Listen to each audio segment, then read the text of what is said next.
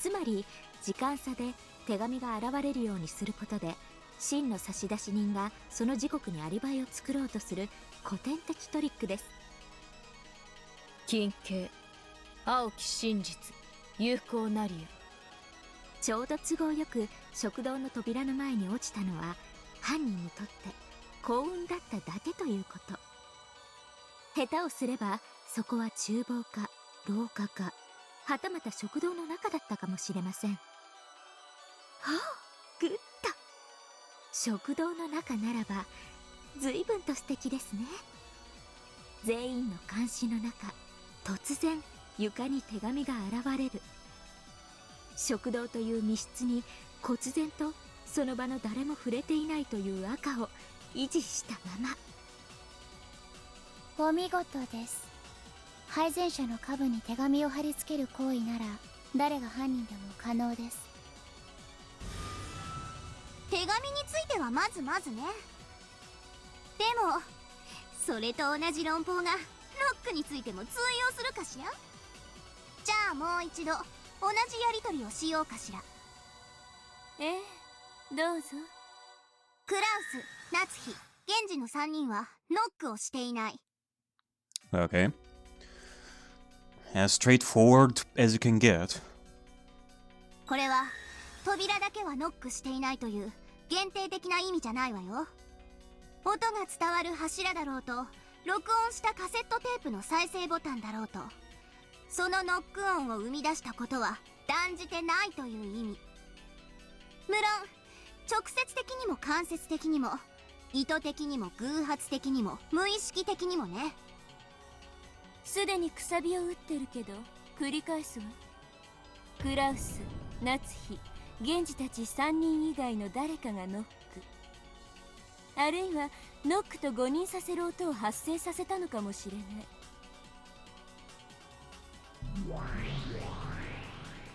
金家、謹んで申し上げ立てまつる。24時の時点で2階廊下にいたクラウス、夏日、源氏の3人と食堂にいた全員以外の一切の人間は屋敷内に存在しなかった旨申し上げ立てまつる。金形、謹んで申し上げる。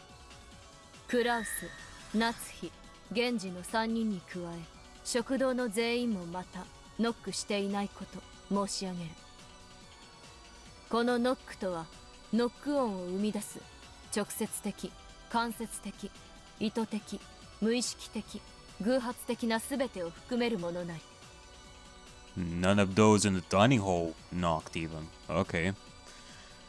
I did have like an idea in my head that, hey, if it is impossible for anybody to knock like outside the door, because they're probably gonna do that, they're gonna, like, no matter what we think of, it will be impossible for anybody to have knocked on the door, judging by the two red shoes here.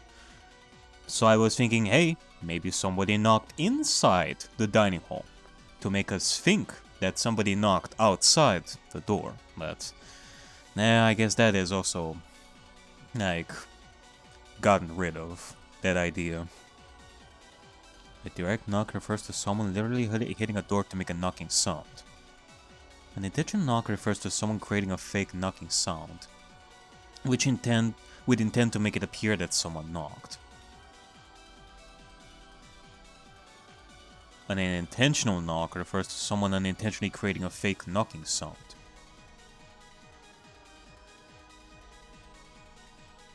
A coincidental knock refers to some kind of coincidence creating a fake knocking sound.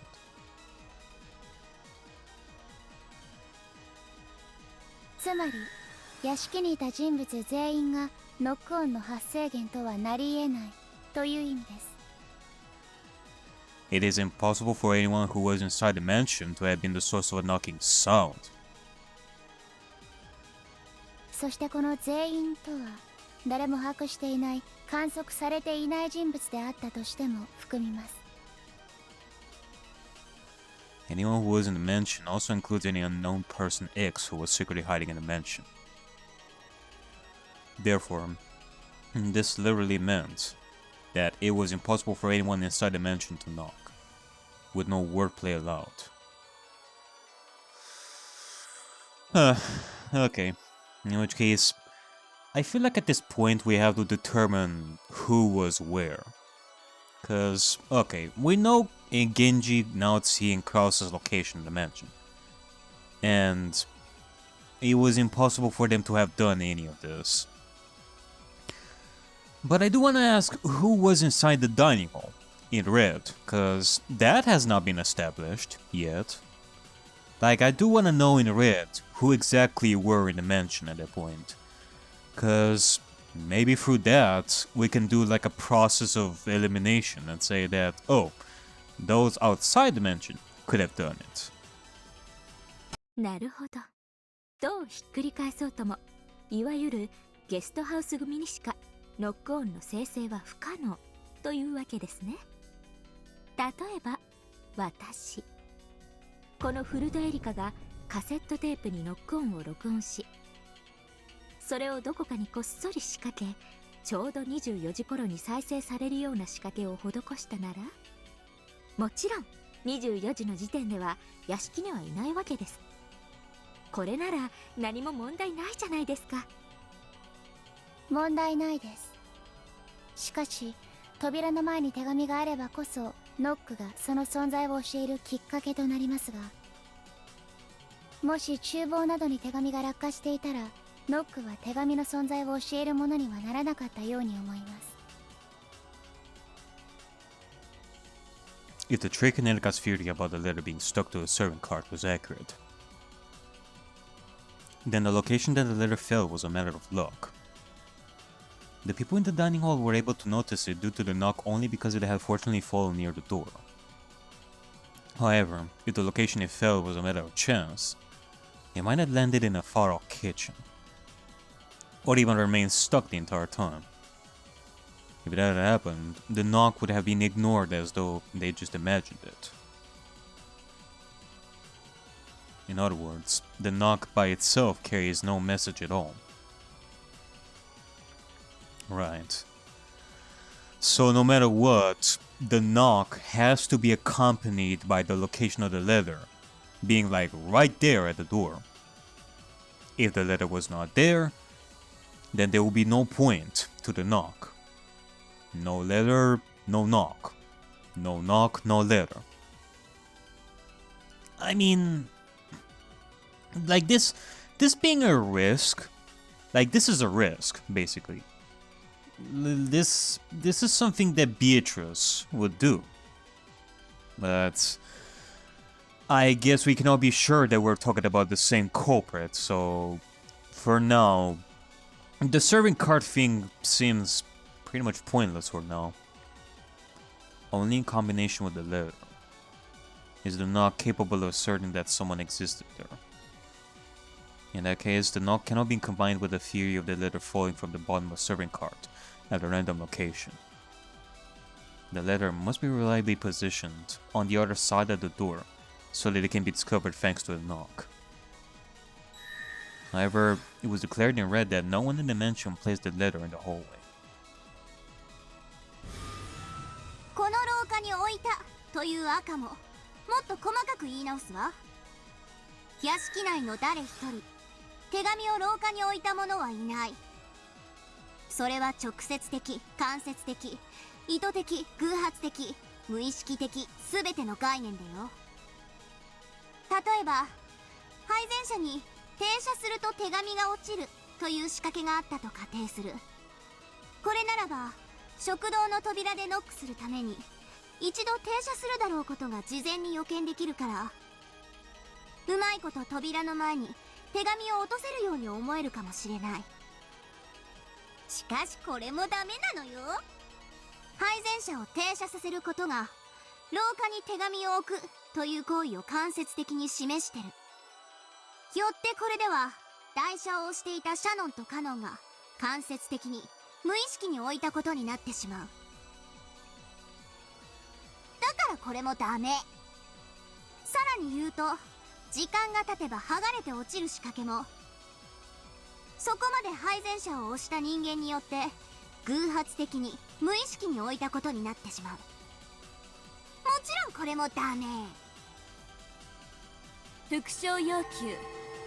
24時の時点で屋敷以外に存在するのはエリカ、ジョージ、ジェシカ、マリア、南條、ゴーダ、熊沢のみである。Say, if someone in the dining hall slipped out the window just for the instant at midnight and didn't exist in the mansion at that time, with a bit of wordplay like that, it might be possible to get around the red truth. 副賞要求？気前よく赤をサービスしてるからってちょっと欲張りすぎじゃない？私ベアトみたいにバカじゃないから相手の求める副賞にペラペラ答えたりなんかしないわよ。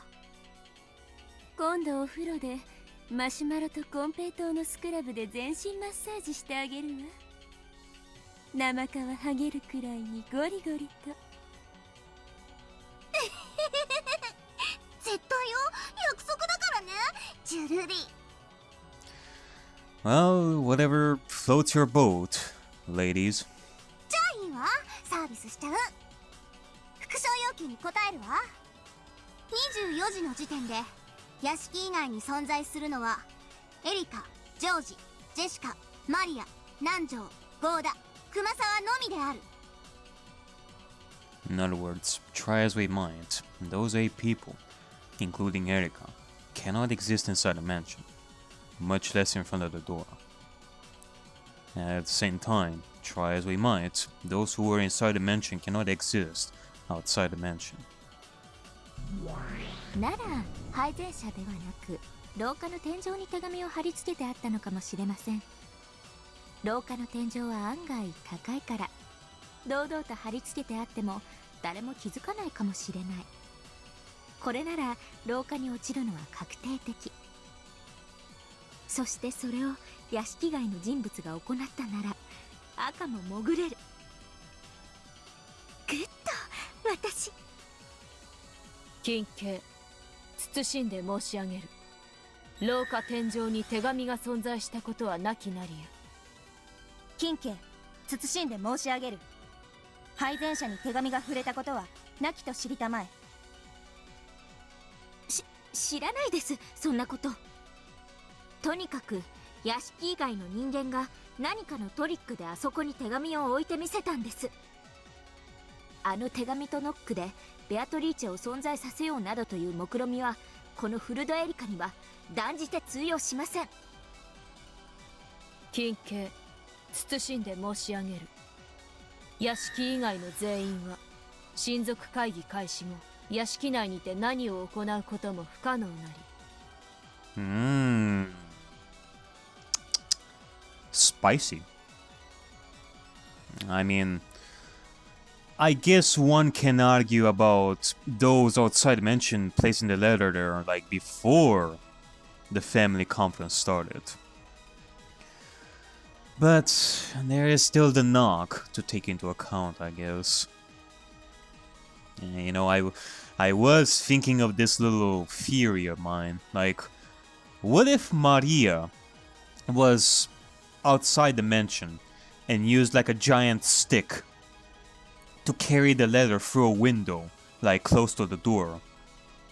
And she could also knock on the door with that huge stick from like outside. But I guess this red truth shuts that one down as well. So, huh? じゃあ親族会議以前に屋敷以外の何者かが何らかの仕掛けを施したのよ。天井と配膳者以外でです。金慶、青き真実、無効なりや。なんでですか。それしかないでしょ。天井と配膳者以外の何かに屋敷以外の誰かが何か仕掛けをしたのよ。金慶、その何かを特定もしくは仮定せぬ限り青き真実とは認められぬものなり。金慶、手紙についてのエリカ教の青き真実は全て失われたものなり。全て失われたですって。 Yep. You heard her. Guess you gotta try a little harder than that, Princess Noodles. 言い方にもう少し気を使ってください。使えない家具の皆さん、その仕掛けを思いつきさえすれば即座にチェックメイトなんです。Try and use that idea of mine about the long stick. That's... Even with that, it is useless. それをすべて失われた？青き真実は無効？この探偵フルドエリカによくもそんな口を。 Erika's face twisted. These words that seemed to deny Erika. No, Erika's deductions were the worst form of torture and humiliation for her. ミス・エリカ、手紙の謎は一度保留してはいかがです。ノックの推理、屋敷以外の何者かがカセットテープなどで聞かせたとする青きくさびは未だに有効です。音が可能なら手紙もまた不可能ではないはず。 As Erika made to grab and pull Gertrude's hair, Danor stopped her with those words. そうです。ノックについては私の青き真実、未だ有効なはずです。すべてを否定されてなんていません。我が主、手紙の謎は必ずや解いてみせます。お時間の猶予をお許しください。しかしノックの謎については確かにここに屋敷以外の人物がカセットテープなどでノック音を聞かせる仕掛けを施したとする青きくさびでうがちました。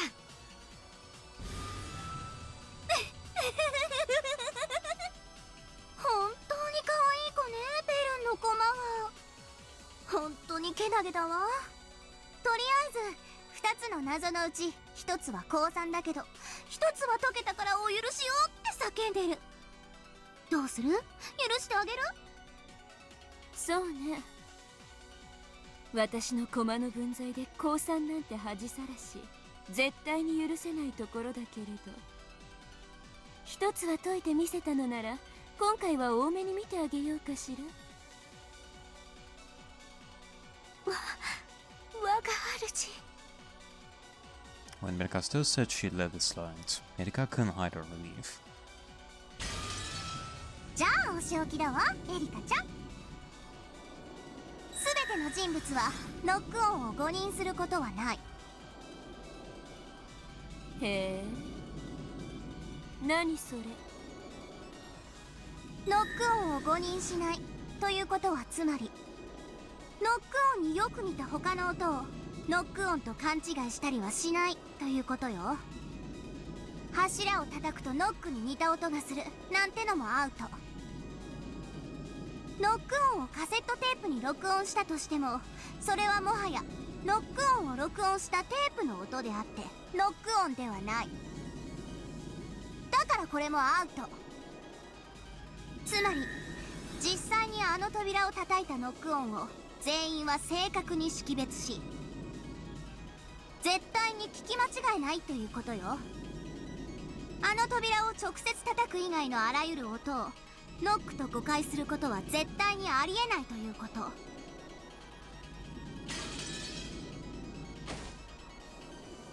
そんな。でもそれじゃあの24時の鐘の音の時扉を叩ける人物が存在しないことになるじゃありませんか。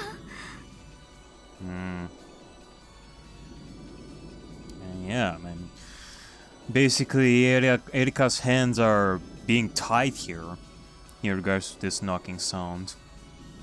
I mean, it was pretty much stated that it is impossible for any character in the mansion to have made any knocking sound. And since they're saying that it can only be a knock on the door sound, it kind of makes me question what is going on here. Especially since they also said that those outside could not have like any influence on what is inside the mansion, so...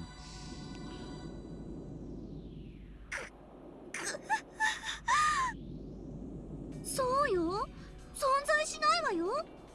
だって黄金の魔女ベアトリーチェが叩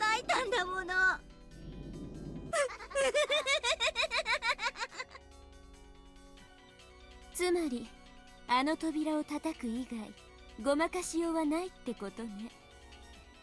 ならこういうのはどう？扉をノックしてくれる何かの仕掛けとか、自動のドアノッカーみたいな仕掛けがあって、それによって手を触れずにノックすることができたとか。ノックは人が手で扉を叩くものよ。仕掛けで叩いたなんて認めないわ。24時の鐘の時にノックが聞こえたわ。その時食堂の人物全員が確かにそれを聞いたわ。そして彼らは誰もノック音を誤認しない。クラウス、夏日、源氏の3人はノックに関わっていない。それ以外の人物は誰も屋敷内に存在もしない。そしてノックは直接扉の前に立ち、手で扉を叩く行為を指す。ねえベル、どう？私の赤は。まだ第一の番以前なのになかなかシンプルで遊びがいがあるでしょ。黄金の魔女はノックの音とともに静かに降臨。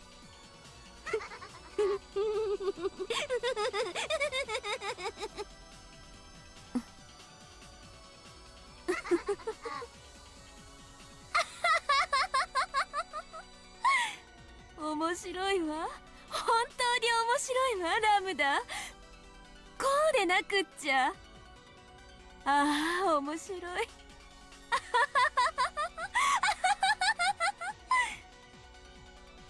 The two witches doubled over laughing, as though this was the most fun thing in the world.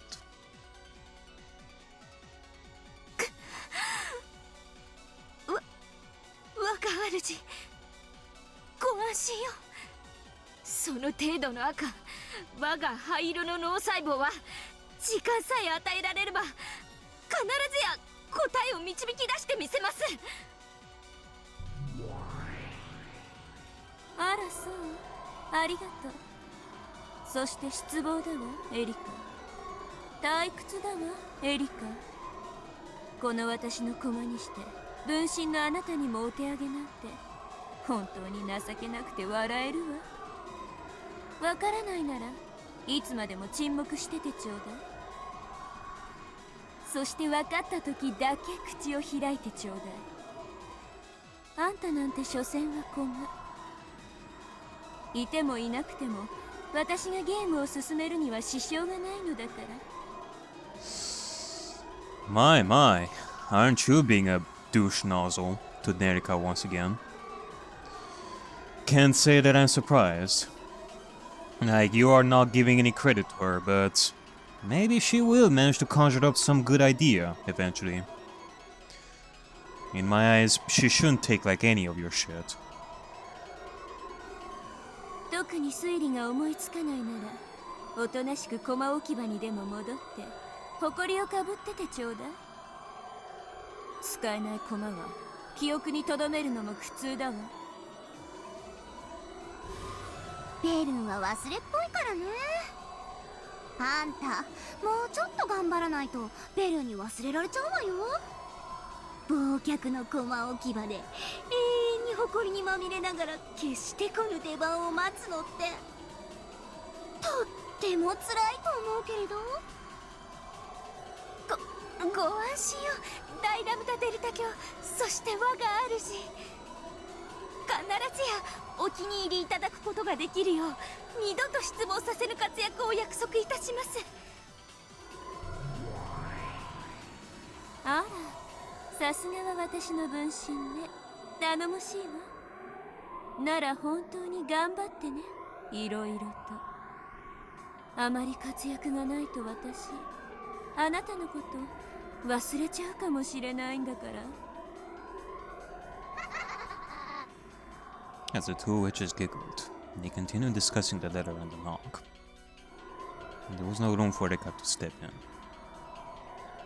If she resigned herself to that, she would literally have no place to go, and would be buried in an eternal oblivion. Erika endured with a hideous expression, looking with shame at the back of the master who was ignoring her. and with both fists clenched, she fought frantically for some kind of breakthrough. I am the detective. I am Furudo Erika. I am the peace and double and servant of the great Lady Benicastel. I'll definitely make her satisfied. Satisfied. Definitely. Ah. Shiromiya Batora. How dare you humiliate me so? And she stood there, ignored by the witches and shrouded in the darkness. And it looked like she had been made to go stand on her own in the hallway.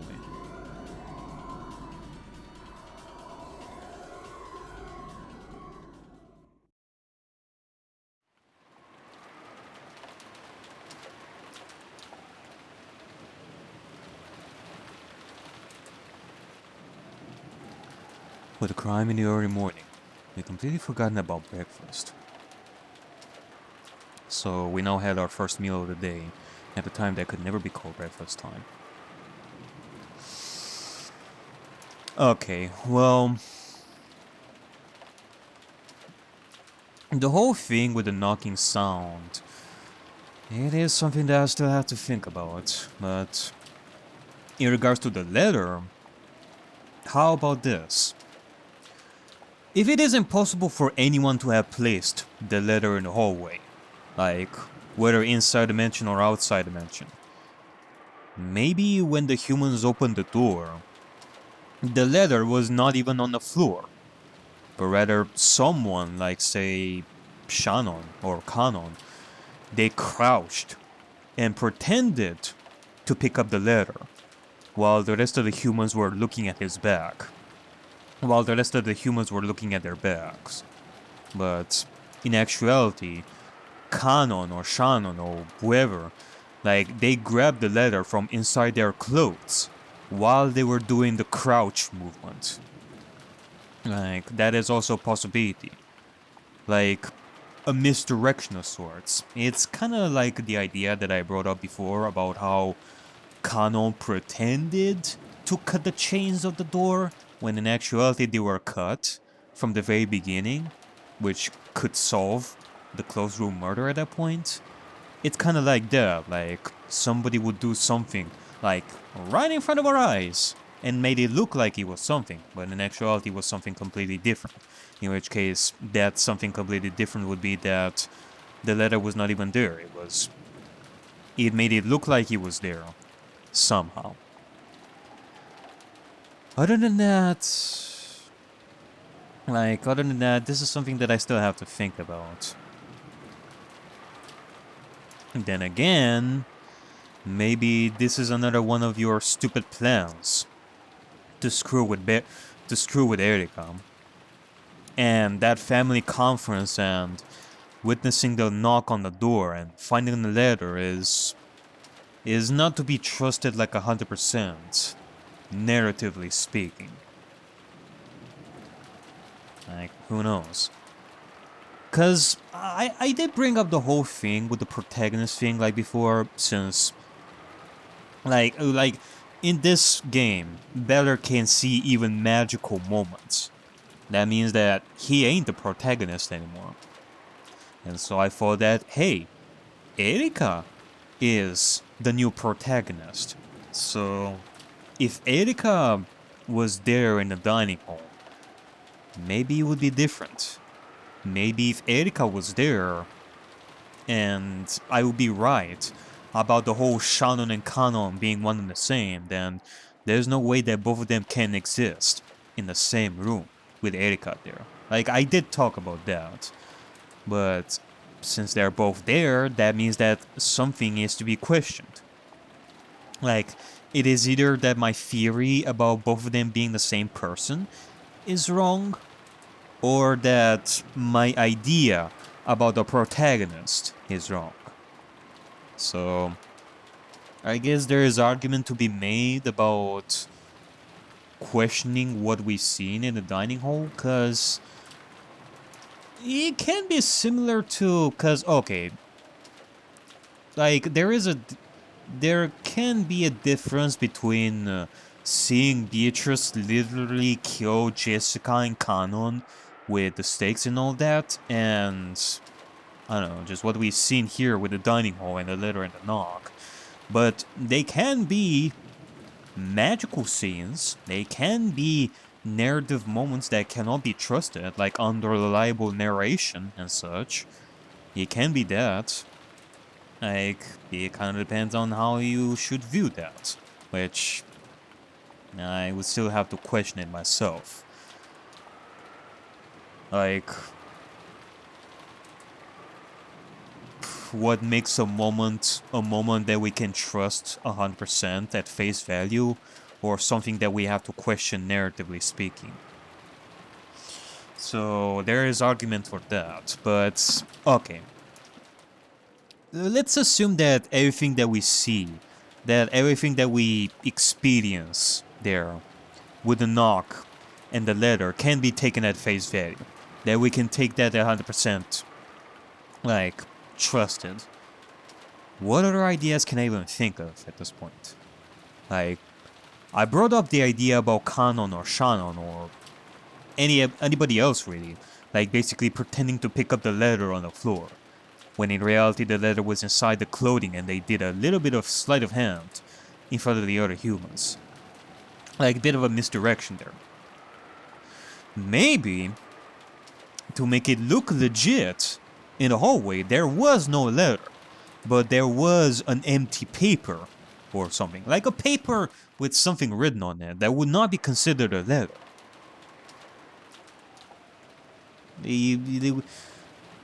From a distance, it would make it look like it's a letter. And if you combine that with the idea that someone did a sleight of hand with the letter inside their clothing, like, it can work. So I guess there's argument to be made for that. The knocking sound, though. The knocking sound.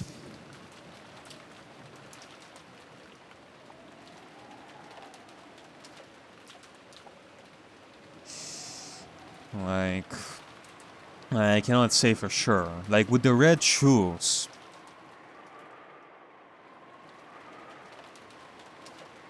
maybe there's also the aspect of timing. Some truths have been stated that, oh, at 24 this happened, or this did not happen, or something like that. But maybe we can apply the same mentality that we had for the study locked room murder. Well, not locked room murder, but rather locked room disappearance. Cause you can say, okay, fine. Kinzo could not have escaped from 11 p.m. till that point. It was impossible for him. So the question was that Kinzo, if Kinzo escaped the room before it was locked by Natsuki. And that was the solution that... I think that somebody was mentioning my name, I guess. The reason why I sneezed in the first place. Maybe somebody is talking about me at this point. But yeah, that was the answer that Beller gave to us. So maybe something like that can be done with the knock?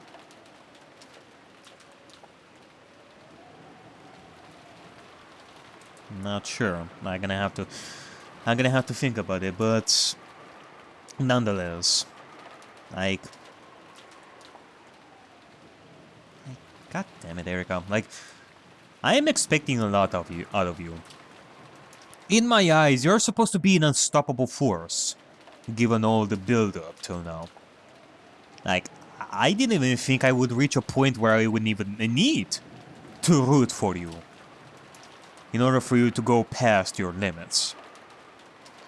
Like, as far as I can see, as long as you keep licking Bercastell's butt for her approval, and not be your own master, you're never going to achieve greatness, in my eyes.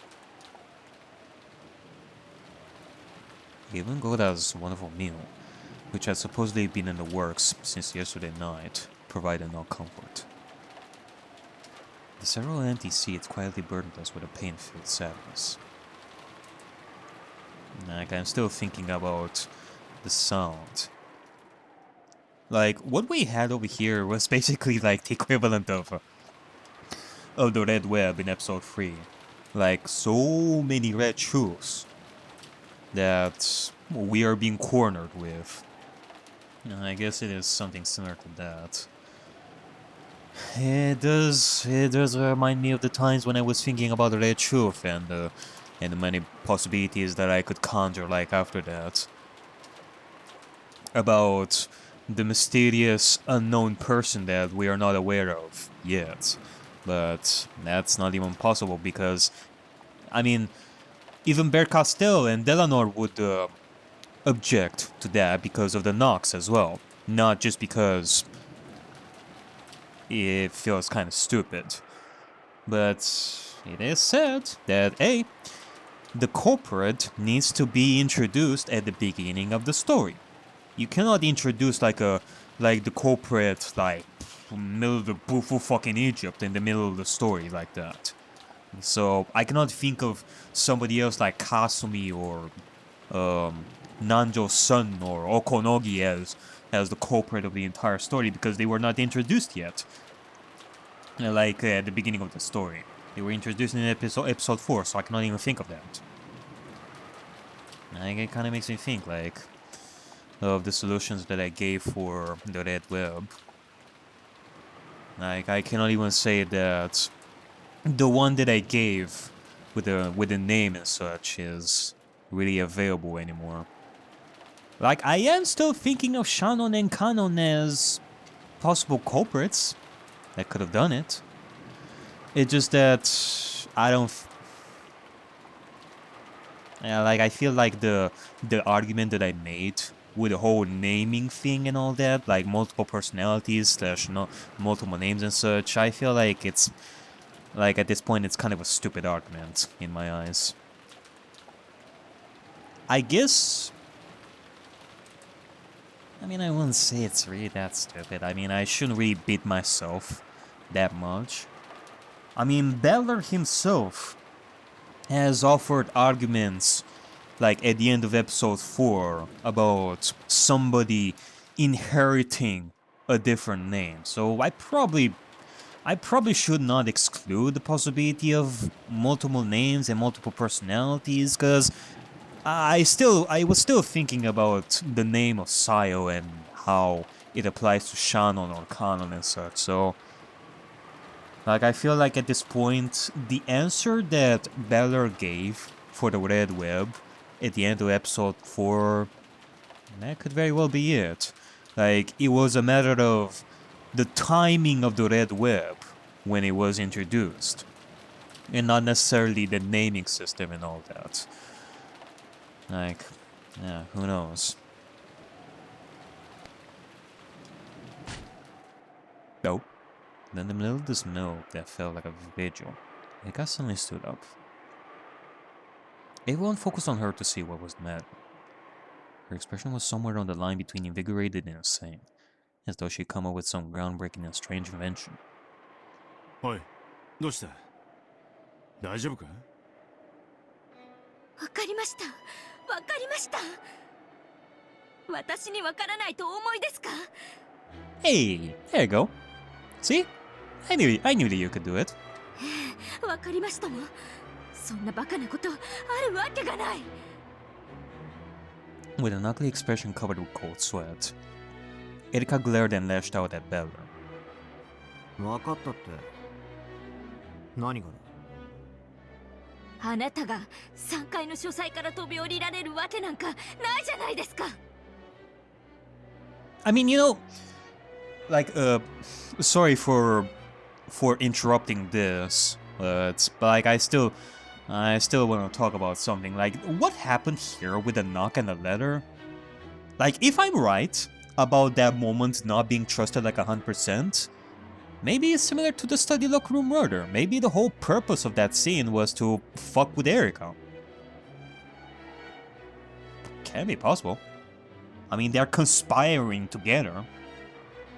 It wouldn't surprise me that they changed some stuff just to fuck with Erika and make it impossible for her to solve it. But it is actually possible to solve it for someone like Balor over here. Possible for Balor? Nonsense! 私たちは誰一人あんたが飛び降り中庭に着地したところなんて見てないんですから。あなたは中庭からはしごをかけて3階の窓にルドルフさんが登るのを見ていた時、その外壁の構造をよく観察し、雨どいなどをうまく伝えば3階の窓から中庭に降りることは不可能じゃないと気づいたんです。あなたは飛び降りてなんかいない。雨どいなどを伝え、みっともなく外壁を這い降りたんです。どうです、私の青き真実は。さあ、反論は？反論って？反論はない。ならば私の真実は有効ですね。ほら見たことか。かっこつけて飛び降りたように見えたのは全て幻想。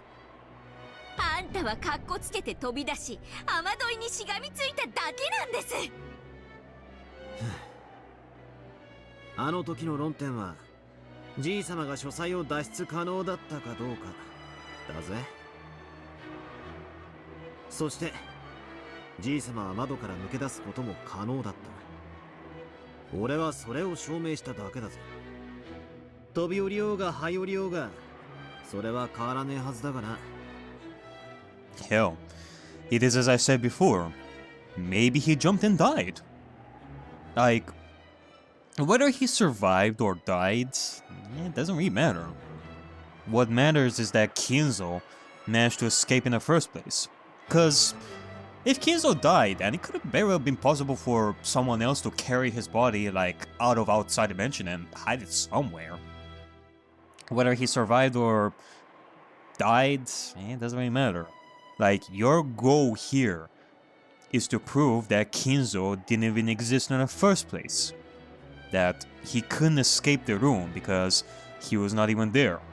Not that he couldn't survive the fall or not. So, yeah. はぐらかさないでください。 No. 人間風情が3階から飛び降りられるはずがないんです。それ見たことか。それ見たことか。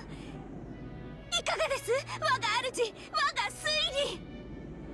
お前疲れてんのか？飯くらい落ち着いて食えよ。 When he escaped to the courtyard through the window, Mallory did use the rain gutter to crawl down the wall, just like Erika said.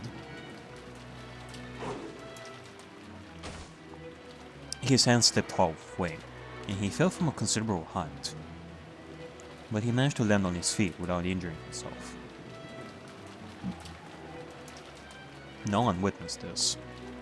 But most likely, everyone except Erika currently in the dunhole had realized that something like this had happened. No one had believed that he jumped down from the third floor window in the first place, even if they hadn't witnessed it directly. So they had no clue what Erika was complaining about and obsessing over all of a sudden. And I started to whisper, glancing at her with cold eyes and dubious faces. 反論できないでしょ。あなたの飛び降りは否定された。私の真実が勝ったんです。私の青き真実は有効です。我が主、それをどうかお認めください。私は無能ではありません。失望もさせません。必ずやこのようにご期待に応えてみせますから、どうかお見捨てにならないでください。我が主。 Facing someone that might have been somewhere beyond the city, Erika spread her arms and yelled. Then, as if in answer, a massive lightning bolt landed very close. Oh! Okay, well, be careful when you summon the thunder god, Erika. Like, maybe a lightning bolt will end up landing inside the room and electrocute you if you are unlucky, so be careful about that. It was an incredible sound. You could even feel the earth shake. And at the same time as that sound, Erika went limp, falling into her seat like a puppet who just had all its strings cut. Then, as the sound of wind and rain gradually filled the room once again, Erika slowly opened her eyes, as though recovering from a bout of dizziness.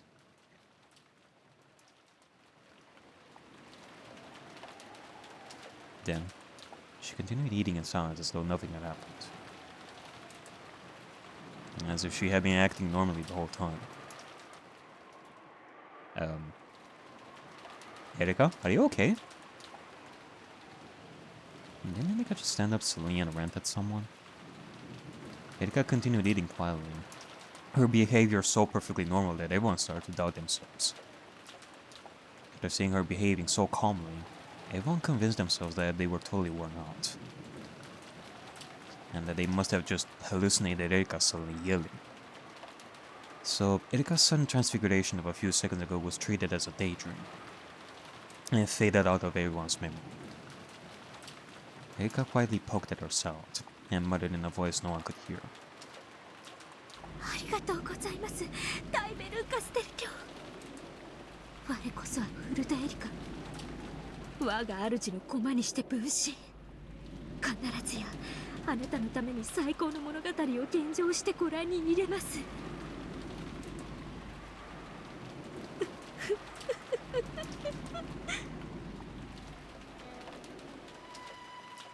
そうそう、やっぱりナイフとフォークって食器として原始的ですよね。お箸が一番です。